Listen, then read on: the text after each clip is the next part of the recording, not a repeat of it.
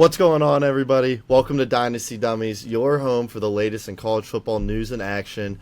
We're your hosts, Hunter and Tony. We're getting ready to recap a great week 4 that just happened. But first, we want to give a little shout out to Sean Kirk. Rest in peace, the former App State head coach and UCF line coach. He passed away, unfortunately, this week, and we want to take a moment to just, respect him and give him a little nod as someone who truly loved the game and was just around the game his whole life. Yeah, you always hate seeing stuff like this. I mean, it's so tragic, and no one likes to see anything like that, and we just wish him, his family, and everyone close to him the best. I agree. He had a 40-24 record as App's head coach with that memorable win a couple years ago on the road against number 6 Texas A&M in College Station. He finished with 3 bowl wins for App State and was also a player there, where he was a 2-time All-American and 3-time All-Conference player. He survived by his life, Jonelle, and their 2 children. Rest in peace, Coach Sean Clark. You will be missed. Yeah, we'll always be missed. But some going into a little, easier but not still a great topic is Oklahoma quarterback John Mateer. We just found out today that he's getting surgery on his throwing hand. They expect him to be out for, I think I saw, at least a month after the surgery. He had injured his hand in the first quarter of the Auburn game this past weekend, but he is expected back this season. That is a huge blow for a surging Oklahoma team. Yeah, he is going to be sorely missed as the Heisman front runner. He's going to be replaced by Michael Hawkins Jr. He's a sophomore, so look for him to be playing this week against Kent State. He'll have a good opportunity to get the feel for the lay of the land, the offense, and everything. But Oklahoma's schedule definitely picks up with games at Texas, at South Carolina, and then facing Ole Miss at home over the next 4 games. So definitely something to keep an eye on. Mateer was honestly turning into the Heisman front runner after this past weekend, so Yep. Super unfortunate to see that happen. Speedy recovery to John, and hope he gets back healthy and strong this season. You never want to see, these great players like him go down, especially early in the season. I mean, albeit, hopefully he'll be back, and hopefully he'll be just as good as he's been going. As, like you said, Heisman front runner, in my opinion, has really taken that Oklahoma team to the next level. But going on to the next Oklahoma news here, with Oklahoma State firing their longtime coach, Mike Gundy, after their loss to Tulsa. It has been rumored for a little bit with his poor displays as of late, but he has finally gotten the boot after 21 years coaching this team. And he'd been there for much longer than that as a player and as an assistant coach, and then finally got up to the coaching role. But something you don't like to see, but it just had to happen for that program. Shout out Mike Gundy, man. He was a true player, a true coach. He, before we started recording this episode, we actually had it as a topic to talk about his hot seat, and about an hour or so before we record here, it is announced he's fired. So he had finished his career there, 170-90 record, 12 bowl wins, 2 12-win seasons. Heck of a coach that deserves the utmost respect. Some all-time great press conference moments. So Mike Gundy, the Big 12 will miss you, and it's going to be a long road back, I think, for Oklahoma State. The last year and then this year has not looked great. They got embarrassed at home against Tulsa. Was not a great game for them. So they're going to have a little bit of a road to getting back to their winning ways that they had for so long under Gundy, whose only losing seasons were his first season and then his last season last year with the Cowboys, if you don't count this unfinished season. But with the rest of the slate ahead of us, there's 30 undefeated teams left in college football, 8 SEC, 7 from Big 10 and Big 12, 4 ACC, 3 American, and then 1 Mountain West. So a lot of good teams left in college football. No reason to not be ranking a lot of these teams, in my opinion. So we'll get into that a little later. But 30 teams is going to start whittling down real quick, especially this weekend, where there's some guarantees for some undefeated teams to fall off. We'll get into that real soon here, but we're just going to start off by going straight into some of the games we want to cover here with the overall week scoreboard. Starting off with Iowa pulling away from Rutgers, 38-28, and Mark Gronowski's best game in a Hawkeye uniform with 3 rushing touchdowns, and he had a pretty good showing in the air. Yeah, he looked good. He definitely had his best performance. I want to give a quick shout out to Ian Strong, the Rutgers wide receiver, finished with 8 catches for 151 yards. I used Rutgers in an NCAA 25 Dynasty last year. He was a dog, so I love to see him getting his catches, doing his thing. He's a great player. And then looking at the next game, in a game where we both picked Miami, they did coast past Florida 26-7.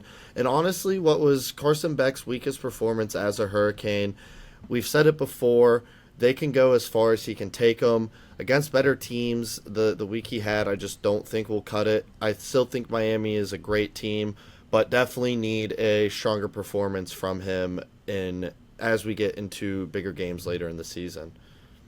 He needs to just kind of take it up a notch there, because from that performance, definitely seemed very lackluster against a weaker Florida side. I would say I thought for sure that they were going to win by possibly 30. So with the way they were playing and the way their defense was playing, and it seemed like it was kind of just like a little rut almost. I'm still very confident in that team and how Carson Beck can perform, and like you said, they'll go as far as he can take them, and I still think that he can take them pretty far. But moving on here to a Big Ten game here where Oregon takes on Washington and dominates their in-state rivals. Or excuse me, sorry, I read that wrong. Oregon and Washington dominate their in-state rivals, Oregon State and Washington State. Oregon beat Oregon State 41-7, while Washington beat Washington State 59-24.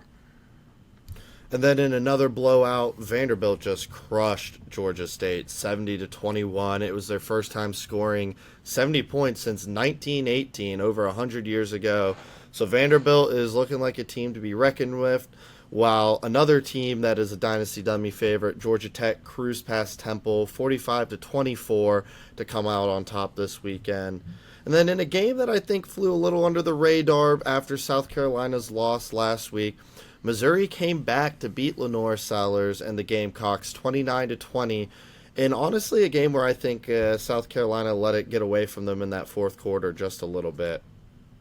I thought they were going to eke out a win there. The way Lenore Sellers had been playing looked very improved, and it did not look like he was coming off of a concussion.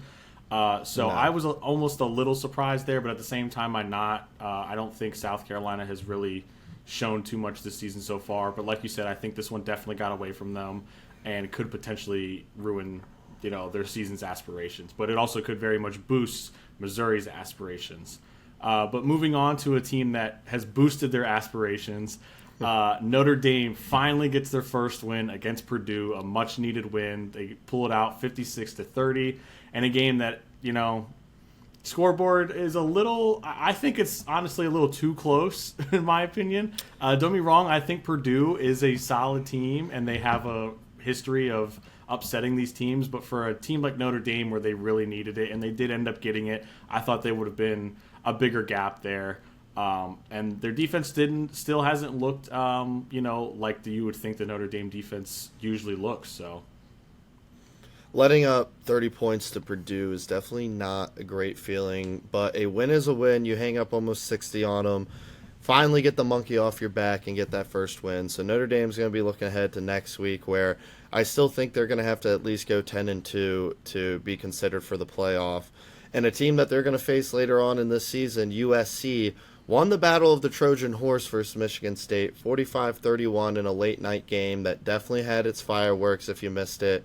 And then Memphis stormed back versus Arkansas, 32-31, starting off the season 4-0. And quite frankly, Memphis might be the best team out of the group of 5 now and the front runner for that college football playoff spot out of the American. Memphis has looked really good so far. Them getting their marquee win over a P4 is really going to help them in that G5 competition. But going on to another team that's, I would say, almost a surprise this season, Maryland opening up their Big Ten play with a win over Wisconsin, 27-10. Their quarterback, Malik Washington, continues to look good, and they are going to be a team to watch, I think, because they don't have too rough of a schedule the rest of the season. A couple of good ones. I know they play Indiana, which will be a good one, but it's definitely going to be a team to watch come late season. And then another team that has been abysmal this year, Syracuse hands Clemson its third loss of the season already, beating them 34-21. It has just turned into an absolute barn burner, and Clemson and Dabo is someone that just continues to snag the headlines with his press conferences. I don't think he's on the hot seat. I think that is a bunch of fugazi. It's fake news. But, man, his press conferences, his interviews are turning into must-watch affairs. Yeah. Tyler from Spartansburg is licking his chops right now. If you get that joke, let us know down in the comments. But Clemson, I mean, I don't think they're going to make the playoff this year. No way. Even if they win out, I just can't see them winning out. They made it last year with 3 losses after winning the ACC. I just don't think this team is anywhere what that team was. We'll see if they turn it around, but they have to win out and win the ACC. It's going to be really tough to get in with 3 losses already.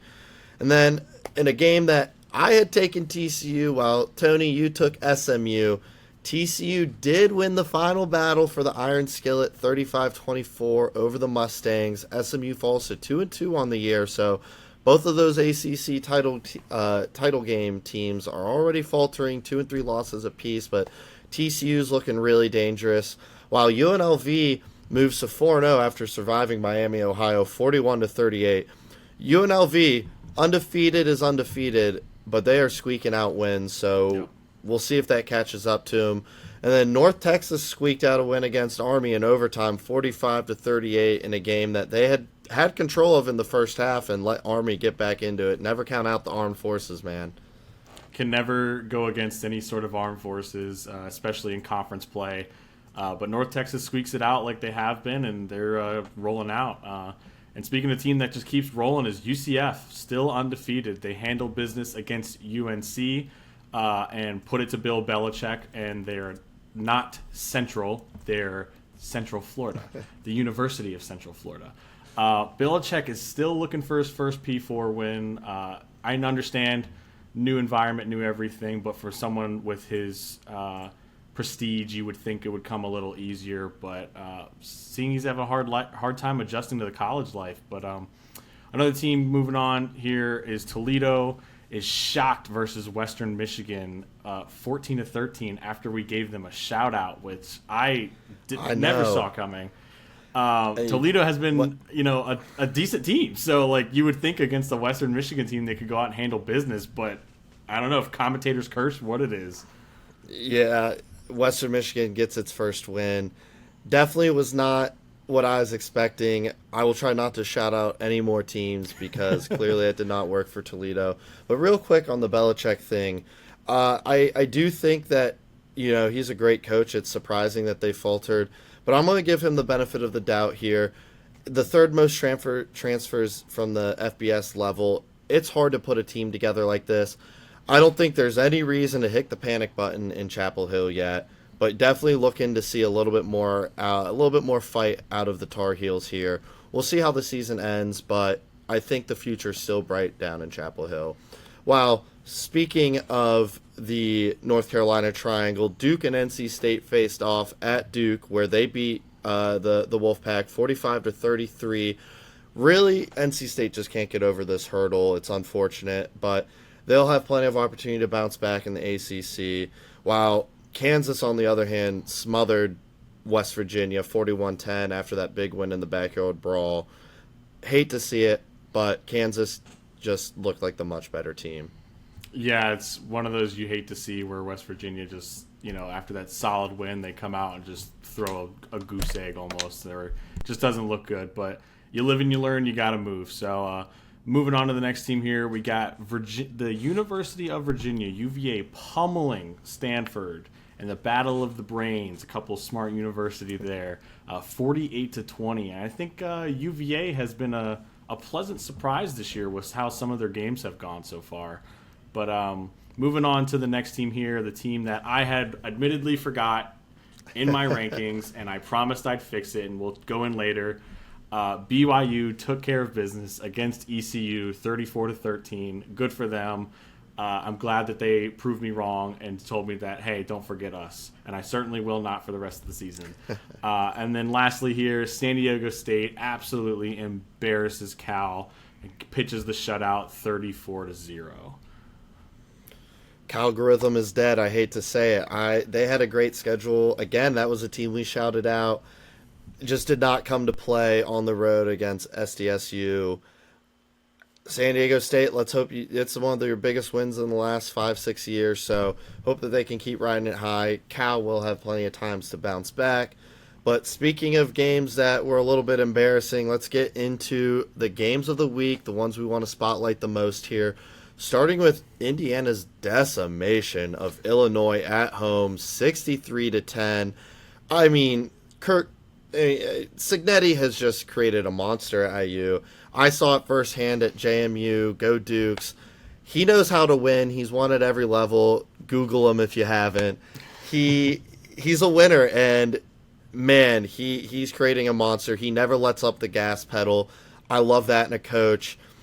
You didn't hear this from me. I wish he hadn't left JMU. He was great. But Indiana makes a statement here. Indiana has been absurd this year, and they are writing checks and they are cashing them this year with, starting off, lower ranked and then just going in here against a top 10 team in the nation, according to us, and I think majority of the voters, and destroying them. I mean, destroy isn't even the right word. Not even a game. Yeah, not even close. From start to finish, they could have thrown out the third stringers out there, let the freshmen get some reps, and they would have probably still won by 40. But I want to give a shout out to Indiana's quarterback, Mendoza. That dude is a baller, and he is now, as far as I have seen, I think he is second favorite in the Heisman with the season he has been having. Yep. In that game, he went 21 for 23, 267 yards, and 5 touchdowns, which is absolutely absurd. But when you have a good, strong receiving core, it makes your job a hell of a lot easier. But Indiana is definitely a team to be reckoned with in the Big Ten, and they got a chance here. They look dangerous. They look aggressive. It's going to be hard. Mendoza, I believe, is going to be the new Heisman frontrunner now that Mateer is out for OU. If they can keep this up, they get that ranked win everyone wanted them to have so bad last year in emphatic fashion. But they're going to travel next week to take on Iowa on the road, while Illinois is going to welcome USC to town in I think it's going to be a competitive Big Ten matchup in a game that Illinois is really going to need. Yeah, Illinois really needs a bounce back here because, they're going to need more than a bounce back. They're going to need just anything they can get at this point because losing by 53 can kill a season, and hopefully they can, really take it, learn from it, and welcome a good USC team that's surging right now and see if they can really get back to it. But moving on to the next game here, Oklahoma beats Auburn with a little bit of help from our referees here, just a little bit. 24-17. The top story from this game is obviously going to be the fake sub touchdown that Oklahoma got, which, if the fact that the SEC releases a statement mid-game and says that should not have happened. Was it really mid-game? As far as I know, it was mid-game. Oh, wow. I was watching the game, and I was on Twitter, and I had seen that there was already statements out on it. Wow, I could be wrong. That was... I could be wrong. I don't remember the time frame of when I had seen the tweets about the statement and whatnot. It could have been immediately after the game. I don't know, but the fact that they have to, it definitely was quick. It was either whether it was during the game or immediately after the game. The fact that there was a statement that quick, they didn't even let a day to marinate. They immediately were like, "That was wrong." It goes to show how bad it was. So hopefully those refs will be held accountable because that was just horrible and obviously ended up deciding the game. Exactly. I'll give us credit though, despite the ref help. We both did take Oklahoma in this one, just like we both took Indiana in the last one. So I'll take the win for our personal head-to-head records here. But OU is winning despite not winning the turnover margin in a single game this year. They're 4-0. They look great. Mintier being out is definitely going to be a big loss. So it's going to be up to sophomore Michael Hawkins moving forward until he gets back.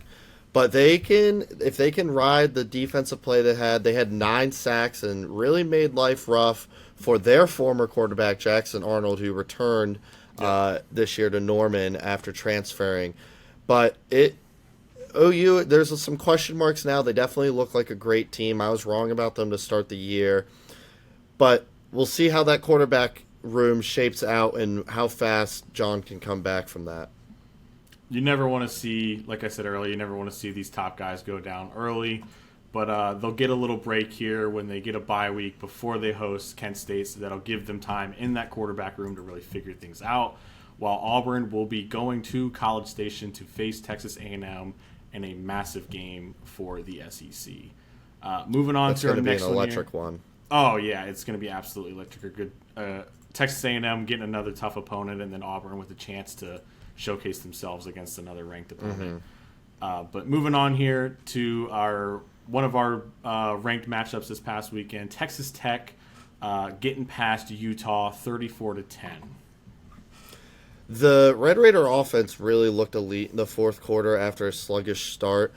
Will Hammond did step in at quarterback for Tech after Baron Morton went out after a hit to the head, and I think he did give them a little bit of a spark. He finished the game 169 yards, 2 touchdowns, and 61 rushing yards. In the first, 2.5 quarters, looked a little sluggish, but they came alive 34-10 despite the incredible crowd noise from the Utah fans. I saw videos from down on the field. It was loud at their stadium. I got to admit, game respects game. I was not familiar with their crowd noise at that stadium, and it was loud. But it looks to be a game that Utah might have been able to pull out, but just really couldn't move the ball and just had too many turnovers. 4 turnovers is not a recipe to win. Yeah, we both said that if it turns into a shootout, it favored Texas Tech, and every time I caught a glimpse of the game, it was extremely defensive. I mean, I never would have seen that coming from Texas Tech being the highest scoring offense in the nation.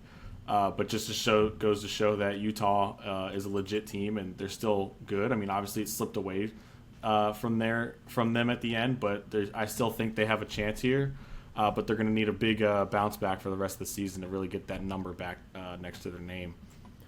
I agree. Surprisingly, too, Utah has yet to win a Big 12 home game since joining the conference, despite a little bit of part of their fan base thinking, they might have been too good for the Big 12 and should have been in the Big 10. Oh, we're going to run the conference. Home. We're going to run the conference.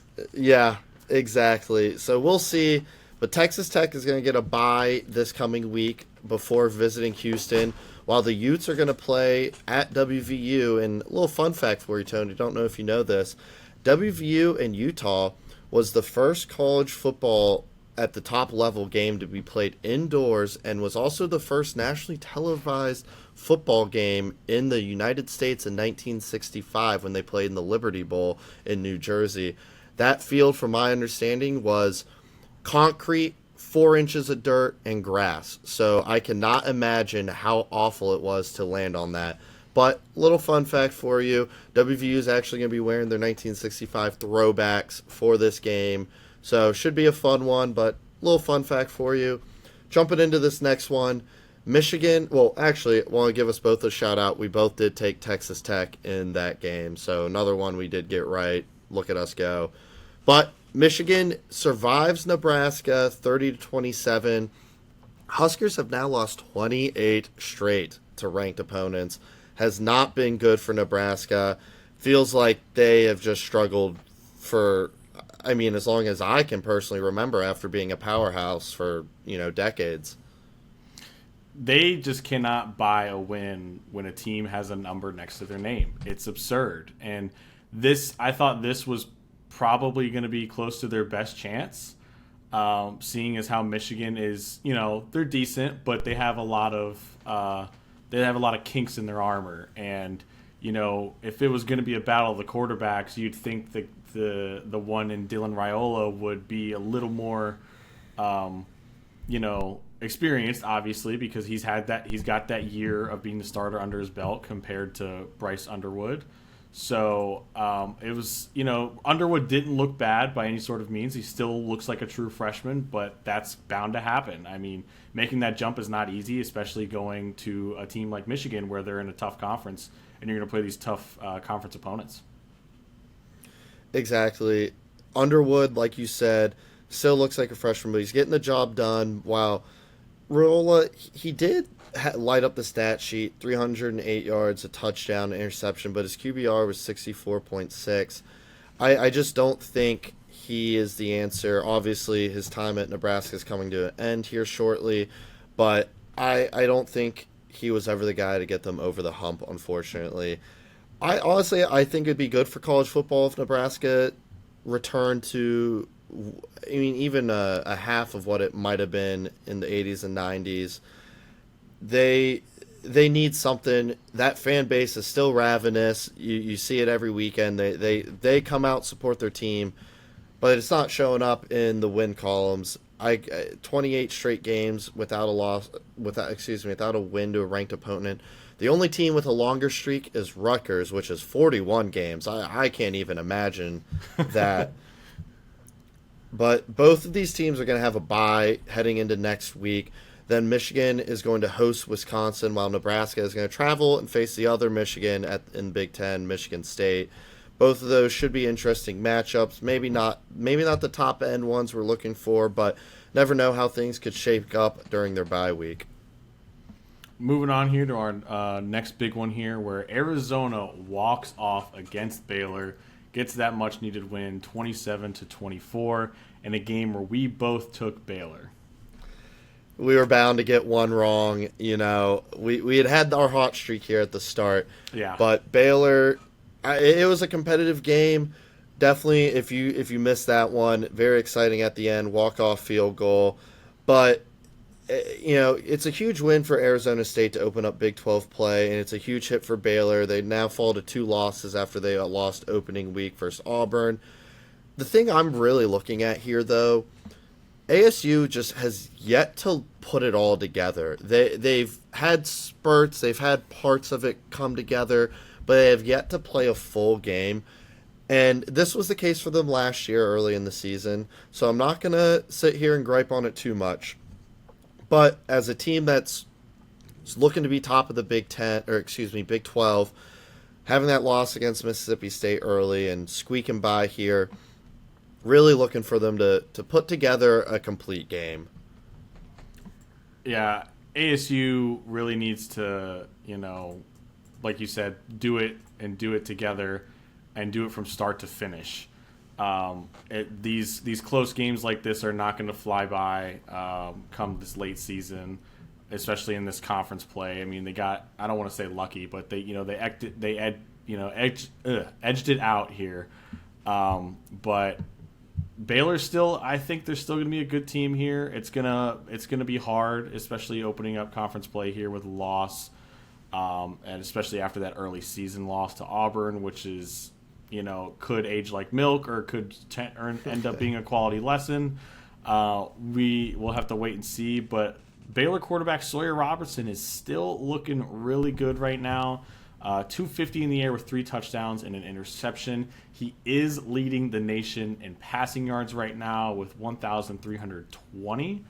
Oh my gosh. Yeah, which is absurd, but your good quarterback play, it's obviously going to determine how far you can go, and they're going to if they need him to throw for 400 a game, then there's maybe some issues there that they got to figure out if they're going to keep edging out these wins here. 100% agree. That kid's a baller, but they're not going to win the games they need to if it's all on him. They're going to get a chance to showcase a little bit more of the offense Their defense looks sharp, even though it wasn't enough to get the job done. But they're going to face Oklahoma State on the road as they're reeling after their coach gets fired, while Arizona State is going to host TCU in a Friday night showdown in what's a really big early season Big 12 matchup. Both of these teams, in my book, are ranked. Maybe not according to the AP poll. Both of these teams are ranked. I think this game is going to be one that we look back after the regular season ends as a deciding factor for at-large bids, and then also who it's ultimately, I think, going to help decide who gets into the Big 12 Conference Championship game.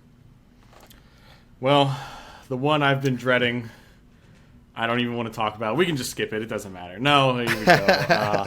Tulane just no shows against Ole Miss, losing 45-10 in an abysmal game for the Green Wave. But I will say, if anything, it goes to show that Ole Miss is a legit team, as much as people like to hit on Lane Kiffin and his teams.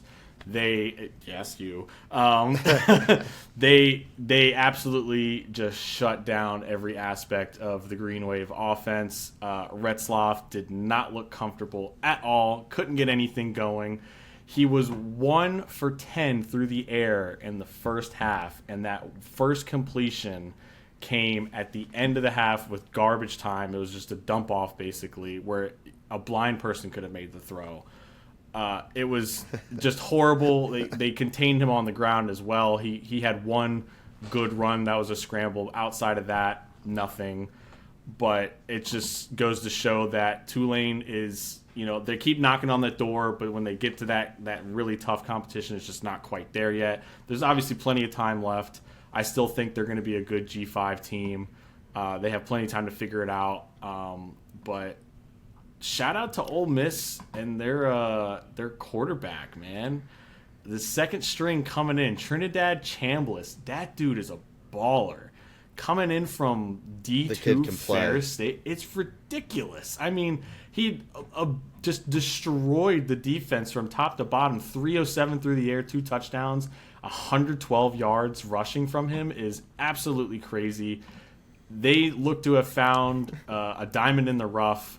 And I think right now it's his job to lose, and we'll find out this upcoming weekend. But if I am Ole Miss, you got to ride with Trinidad here. He's looked great. However, Lane Kiffin did say that Austin Simmons, the starter at the beginning of the year, when he was 100% healthy, he was the starter. So he's not going to rule out him coming back into the starting lineup. I'm not sure where it's going to land out. It's definitely something we'll talk about in our preview show later in the week, so definitely be on the lookout for that. It's going to be an interesting quarterback competition, because if Chambliss keeps playing like this, how do you bench him? It is. I mean, he's kind of the man right now. I would almost say you could throw him in Heisman conversations right now. I mean, it's ridiculous the numbers he's putting up right now in the little time he's started and played. So if he can keep this up, in the coming weeks when they get into this conference play here, you have to absolutely look out for him in the Heisman conversation, because he is balling out. It looks like that offense is rolling with him under center, and like you said, I don't know how you could take him out. I mean, all credit to Austin Simmons. He is a great quarterback as well, but when someone comes in like this and takes over like he has, it's really hard to give it up. And hopefully, Lane Kiffin gives him that fair shot, hopefully. I mean, like you had said with his statement earlier in the season, where when Simmons is healthy, he is the starter. But it's one of those things where things change. Yes, things change week to week. We all know that. It's the sport. But they'll have a chance, or Chambliss will have a chance here this upcoming week when Ole Miss hosts LSU in a massive SEC showdown.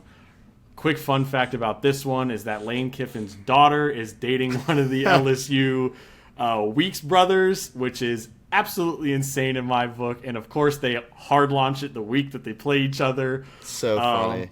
And Lane Kiffin responded on Twitter and said, "Take the over." So, I did not see that. That's funny from Lane. He's great on Twitter. I'll give him that. He is great. I love the personality shining on these coaches. So, But I mean, to give you a little bit of some limelight, Tony, for Tulane here. I know this is a hit to their Group of Five playoff bid, but it's far from over. It's just one loss. They can still control their own destiny. They don't have to play USF, Navy, or North Texas during the regular season in the American, but they will travel to Memphis, so I do think they have a very favorable AAC schedule here. But they're going to travel to Tulsa this coming week to right the ship. Hopefully they can get things going for you. But talking about teams who figured it out, it's time to talk about my JMU Dukes. They win the inaugural Battle of the Blue Ridge, 31-13. I do want to start this off with, I hope Ethan Vasco is okay. He suffered a shoulder injury in the first half for Liberty. I did see he is practicing this week, so it looks to be something that's not as huge as initially thought. But man, I was on the ground for this one. It feels good to beat what people think is a rival. I'm not going to call it a rivalry yet based off of what I saw from their fans. But JMU started off a little sluggish in the first half, despite, in my opinion, looking like the better team. It was 10-10 at half, but momentum really swung in the first half when Alonzo Barnett threw an end zone interception after JMU just marched right down the field. Kind of flipped things for the first half for the Dukes, but they came out in the second half and quite frankly just dominated. Their offensive line and defensive line just pushed around Liberty's guys and made them look like they didn't want to be there. JMU finished with 446 total yards to Liberty's 233. While if you want a little fun fact here, JMU had 233 yards on the ground alone. It was a rushing onslaught from them. And I gotta say, I'm so glad to see that it was not a two-quarterback system. Sluka did not touch the field. Not that I think he's a bad player. If you have two quarterbacks, you have none. You got to let one play. AB looked really sharp outside of that interception. After he threw that, he completed 12 in a row, finished with 213 yards, one through the air, then 45 yards and 2 touchdowns on the ground. It was a great time to be there. And before I let you kind of jump into some of what you want to talk about here, I do want to say I was not overly impressed with Liberty's atmosphere. I had heard a lot from Liberty fans leading up to the game that Williams Stadium was an incredible atmosphere. I'd seen some of their fans saying that if JMU struggled with Louisville's crowd noise, they were really going to struggle with Liberty's. It was the quietest 24,000 people I'd ever seen. I'll give them credit. Their students stayed for almost the entire game, but they just weren't that loud. And it wasn't as much purple in the stands as I was hoping. It was probably about 75-25% in Liberty's favor, but our fans were just as loud. Their facilities are incredibly nice, but that's no surprise when, if you want to know about Liberty, just Google them. A lot of online students, 100,000. Private school. But JMU, that is their 100th win within the state of Virginia. 21 wins in a row against Virginia opponents, last losing to William & Mary in 2015. And they now have a win streak against every FBS and FCS team within the state. And yes, that includes Virginia Tech when they last played in 2010. Is JMU the team to beat in Virginia? I think so. It's been that way. Yeah, man. It's great to see them, getting these wins against these in-state rivalries. We all love the in-state sort of stuff. It just makes the game so much better. It brings more out. Like you said, I thought this game was going to be a whitewash. Like you said, it was close at half. And I was very surprised. I wasn't able to watch much purely because I was just watching the Tulane onslaught. But from what I had watched, I was a little surprised in that first half. It seemed like it was pretty slow. Yeah, a pretty slow start from the Dukes there, and then they just really got it together there in the second half and ran away with it. And I said in my prediction, I said Dukes by a zillion. So I was covered the spread. They covered. So. But, it's close enough. So I'll take the win on that. But yeah, just a great game for the state of Virginia, and especially for the Dukes now being the number one team in Virginia, and it's probably going to be like that for a little while because some of these other teams aren't looking good, aka Virginia Tech. They still don't have a coach. So we'll have to see how this pans out. But the team to watch here is who Liberty is going to travel to now, ODU. Who has been sneaky good this year. So we'll have to see how that game pans out. And then JMU will be hosting Georgia Southern in their next one. Mm-hmm. I really want to see the Duke's defense continue to dominate against Georgia Southern. I think JMU might have the best defense in the group of five and one of the best in the country. They're top 10 in yards allowed per game. They're just fast, aggressive, letting their athletes make plays. I do want to give a little special shout out to Elijah Culp, who's been locked down for us at cornerback. He has a PFF rate of 89.2, second best in the whole group of five. So that defense is going to take them somewhere, and the running game is killer for them. So I'm really looking forward to this week as we host Georgia Southern. But let's get into the real meat of this episode where we kind of break down our rankings here. No, this is what everyone really likes to see. Let's see how we stack up to each other, the AP poll, and then our group rankings. Tony, hit them with us. Yep, so we're just going to jump right in here to your rankings and my rankings here, our individual ones. Again, we're going to hammer down on this criteria of what we base our votes off of, where head-to-head is a key factor. We always take that into consideration. Results on the field matter the most. We don't take into consideration hypotheticals, Edwin. And the overall team vibe for these programs and these teams, if we really, if we're really messing with them, if they're messing with us sort of thing, showing a little love. And the way we do our group voting is AP style, where us two and three of our other friends put in a ballot. We take those together and take it in the votes, put it together, culminate our top 25. But to go into ours first here, go ahead and lead off with yours. Yeah, my top five stays the same this week. No change there. I have Miami, OSU, Oregon, Georgia, Penn State. Those teams to me are going to be the best five. Penn State and Oregon do play each other this coming week, so that'll be a huge one. Some teams that made the biggest jump, Texas Tech and Indiana jumped to 6 and 7, and after a really strong performance, they both look great. So I think Texas Tech is the team to beat in the Big 12, and Indiana is going to make a name for themselves if they keep playing like that. They looked great, as we talked about. Both of these teams deserving of top 10 rankings, in my opinion, and maybe a matter of time before they both crack the top 5 here. LSU continues to slide a little bit more for me. It's not from a lack of them winning. It's more to do with just other teams looking a little bit better, in my opinion. I think LSU has a great chance this week to really solidify themselves. But someone's got to slide if I think other teams are performing better, and LSU's that team for me this week. I'm trying to look at it from a week-to-week basis where I want to stay honest to what my gut's feeling, and my gut just told me that teams like Texas Tech, Indiana, and Florida State were better than LSU. I had LSU at 6, had to slide them down. Still a great team, though.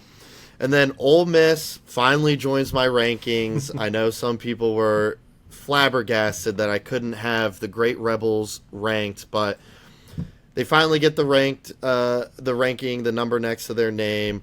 Memphis has also got a number along with TCU and Maryland, who we've talked about, a little bit sneaky of a team under the radar. I think those three teams, Memphis, TCU, and Maryland, have some bright futures in their hand, while I have Illinois and Utah falling completely out of the rankings. Illinois they hadn't played a real team yet. I think there's a lot of question marks about them, despite me thinking that they are a top 10 team. I think it was shown that they weren't top 25. They had to fall out for me. Same with Utah. I had them up there, so they fall out after a 24-point loss. And then NC State and Tulane leave the chat as well. I'm sorry, Tony, but I've had Tulane ranked for a while, but they eventually had to fall just like my Dukes. But this is really where my rankings are netting out at. TCU and Arizona State's going to be a big matchup this week. USC has a big one as well. So definitely some games to watch and monitor for. I think we'll continue to see some shifts each and every week in here. Yeah, I But mean, it's really the rankings are probably some of the hardest things to do week in and week out with I agree. how these teams play, how the results turn out, and it's just like the thinking that goes into it. I know at least when I do them, I sit down, I look at the sheet, I hash out the 25 as quick as I can, and then I sit there and I look at it, and that's when I'm like, okay, I did it off the top of my head. Now let me sit here and analyze it and make sure I didn't make any mistakes and whatnot. And obviously, I've made mistakes, like I've said multiple times. But my top 5 stays the same, except I had Oregon move up to number 3. I think they've done enough to really prove themselves so far, and their upcoming game this weekend, being a top 5 showdown, is going to be massive, depending on the outcome of that. I too had LSU slide a little bit. I wanted, the more and more I looked at it after ranking this and doing all of our rankings, the more and more I looked at it, the more and more I wanted to slide them. And I think that trend is gonna continue, barring a massive win against one of these SEC teams, especially if they're ranked as well. So they're a team to definitely watch here, because some of their wins are aging like milk, and they just still don't look that great yet. But all it takes is one convincing performance for them to really be like, okay, yeah, they could jump back into the top 5 sort of thing, in my book. Obviously, Indiana as well for me, making a big jump after that massive win. They are after that win, they're definitely a team that I think more and more I look at it, I probably should have put them over LSU, the same as like you did, but I couldn't tell you why I didn't. It's just one of those things that, like I said, I kind of hash it out and I look at it, and I usually, people overlook things, but LSU having, those wins, like I said, that aren't looking good is helping yet hurting sort of thing. Indiana can keep this up, they could easily enter the top 5 on my side. Middle of the pack is staying relatively the same. Some people moved up a spot or two due to people falling. No major jumps or anything like that. I did have Ole Miss move up to 14, where I did have Tulane, obviously. So Tulane dropping out completely, Illinois dropping out completely, Utah dropping out, and South Carolina dropping out, and a team that was only really in there because their quarterback got hurt and because I forgot BYU.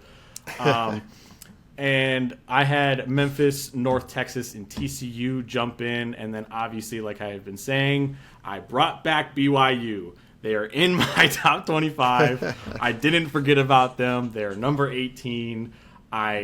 They're a team that I will keep the closest eye on now, purely because of my mess ups. So I'm sorry, guys. I'm sorry to all my BYU fans out there. It will not happen again. But I know a last second switch I had done literally today.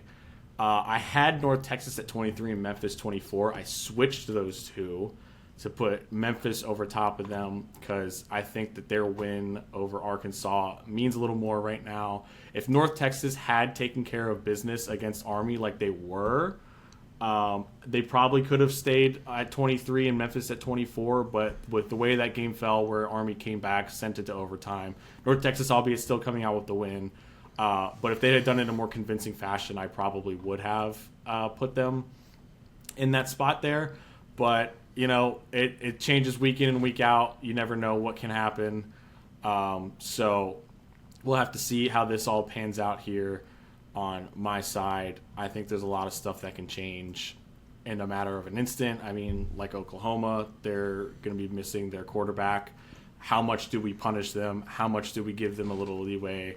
It's going to be hard, but like our criteria, results are what matters. I know it's hard, but them having that extra week to prepare should give them a little more time to, figure things out. So I'm still expecting a good Oklahoma team to go out there. But yeah, I mean, things just are constantly changing. Like our rankings as the group, the Dummies rankings, and the AP poll, which changes sometimes for the better and most of the time for the worse. But moving on into those two, lots of movement here on our side and some small movement on the AP side. Yeah, I do want to give a little special shout out again to BYU, as Cody, you almost forgot BYU, but I caught it this week and noticed that you had them ranked last week and you almost missed them. But shout out Cody for getting it corrected, and shout out Cody for flying up from Florida and getting to go to the JMU Liberty game with me. It was electric.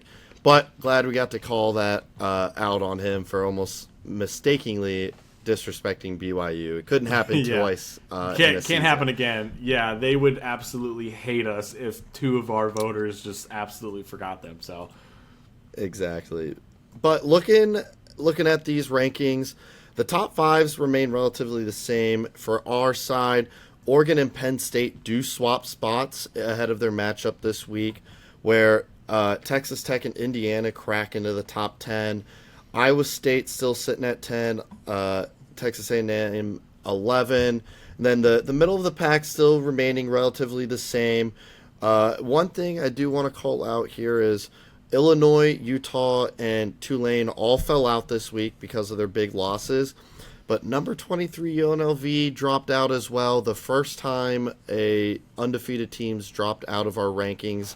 Not because they lost. I think it really came down to other teams performing better, where not all five of us are ranking UNLV, as you can see from Tony and I's right now. However, it's not a knock on them. We just have some other teams ahead of them. I know Will and Cody still have them ranked. It just wasn't enough to get them in the top 25 this week based off of the results. But replacing them this week, USC makes the biggest jump up to number 19 after not being ranked. I think they've really impressed the group.